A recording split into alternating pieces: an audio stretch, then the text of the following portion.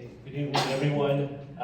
Really happy to be here. Thank you, Elvis, for the invitation to the last World Speaker Series of the year in 2025. Great to see a couple of familiar faces from previous events. And today I want to give you all sort of a really high-level 30,000-foot view of some of the latest trends of innovation in pharma and biotech and life sciences. And by way of introduction, my name is SHAWN.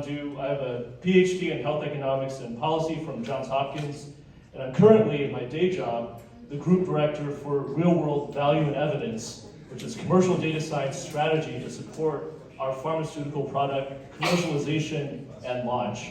So I do always have to give a disclaimer that everything I say tonight, during and after my little talk here, all opinions and views are fully my own, and I do not represent the views of Johnson & Johnson. So get that out of the way. So we'll get something real. Exactly, off the cuff. So Joaquin Duato, our current CEO of Johnson & Johnson, recently said something very striking a couple years ago. Said that advances in science and technology will transform healthcare more in the next decade than in the past century. So I'll say that again. Advances in science and technology will transform healthcare more in the next 10 years than in the past 100 years. I'm going to say that that's a bit of an exaggeration, but not by much. And I think that really captures the point that's driving home. Already in the past 10 years, we've seen deaths due to cancer fall by over a third, by over 30%, just in the last 10 years alone. As another example, drilling down into a specific type of cancer, multiple myeloma is a very severe type of blood cancer that was once thought incurable.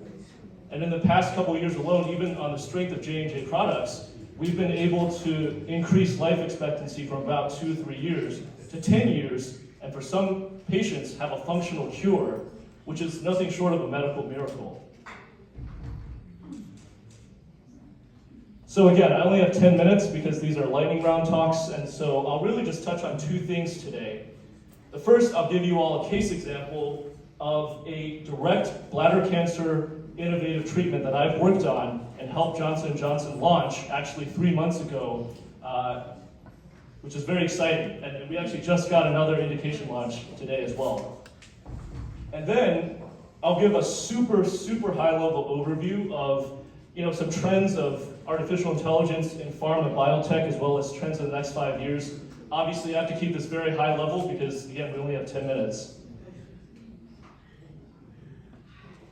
So I want to spend a couple minutes talking about Inlexo. This is an intravesical drug-releasing system that's basically that little pretzel that you see up there on the top right. So why is this little pretzel at the forefront of innovation in cancer, right? I'll take a step back and level set with bladder cancer. In particular, this drug that was just approved in September treats high-risk, non-muscle invasive bladder cancer, which by itself is not life-threatening, but if left unchecked, can be severely life-threatening and severely debilitating to the patient, where if they don't die, they often have to get their bladder, and depending on if you're a man or woman, uterus and prostate surgically removed. So huge quality of life challenges. Now, the standard of care here after initial treatment is chemotherapy. And I think, if either any of you in the room or you have loved ones who have gone through chemotherapy in the past, you can tell that it is highly toxic. It's a blunt instrument. So chemotherapy will kill cancer cells, but it's like a big bomb. It'll kill a lot of healthy cells as well. Patients will have nausea, vomiting, and sometimes even lifelong neurological symptoms after they stop the treatment. And so how do we get the best benefits of chemotherapy without the side effects? This is where it comes in. So you can see that the pretzel is a little bit larger than the size of a US quarter. The outside is a flexible tube, and the inside is a cancer-fighting medicine called gemcitabine, which is a type of chemotherapy. And you can see in the sort of bottom right, it's hard to see if you're far away, but you can see that the drug device combination is inserted directly into the bladder, it freely floats in the bladder, and it slow releases the drug to fight the cancer cell, which is sort of that little flower-shaped thing at the bottom. And so because it's slow release, instead of direct infusion, like a traditional chemo, you get even stronger efficacy without all the negative toxicities of chemotherapy. So I'll show you a quick video if you want to pay attention to how it's inserted. So you can see it's done by a 30-second procedure. It envelops from a linear kind of line into the bladder shape so that it stays in the bladder. And once it's released, right, it stays in the bladder, fights the tumor cells, and is eventually extracted using the same procedure. So I can show you that again. It seems like a lot of people were taking pictures. Yeah, so it's done by a 30-second procedure, loops into the pretzel shape,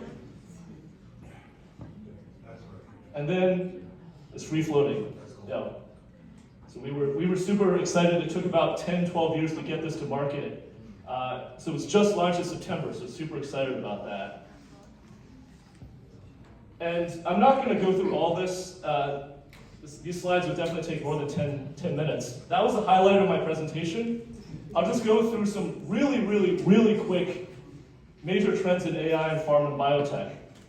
So everyone knows that AI is used and machine learning is used to discover new proteins. Google has AlphaFold, discover new drugs and molecules, right? But I actually want to talk about the less sexy, but arguably even more important AI use cases in the business, supply chain, and operations just applications in pharma.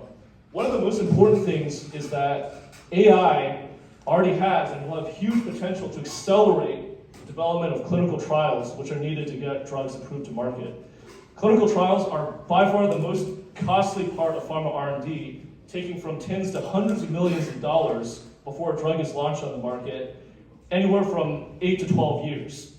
And so already AI is finding eligible patients in a haystack, automating sort of when to start and stop trials, and by operating in a sort of autonomous way, reducing timelines of clinical trials by 2 years already, and it'll reduce it even more in the future. So that's tens of millions of dollars right there before factoring the kind of downstream costs. And sort of, again, just super high level trends of impact in the 5 years. Everyone knows about GLPs, Ozempic, Wegovy, right?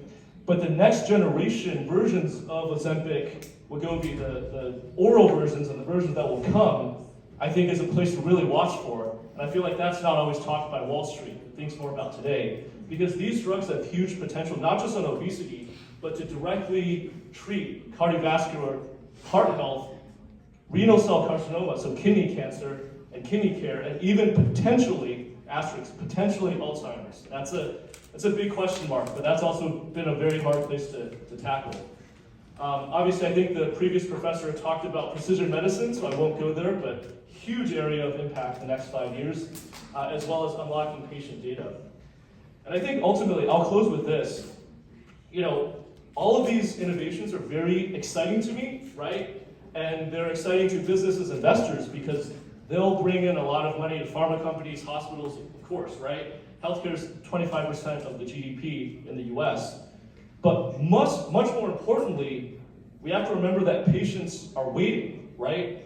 We have an imperative in our field to accelerate and bring these drugs to market, obviously to recuperate and make a profit for the companies, but much more importantly, to serve our patients who are loved ones, our families, and our close friends, right? Ultimately, patients are waiting, and I think it's very exciting that we have, this whole decade of innovation to look forward to, in the years ahead. So happy to take any questions maybe after the chats. This was sort of a super high-level overview, but thank you for listening, and thank you for having me. Thank you, John. We'll wait for the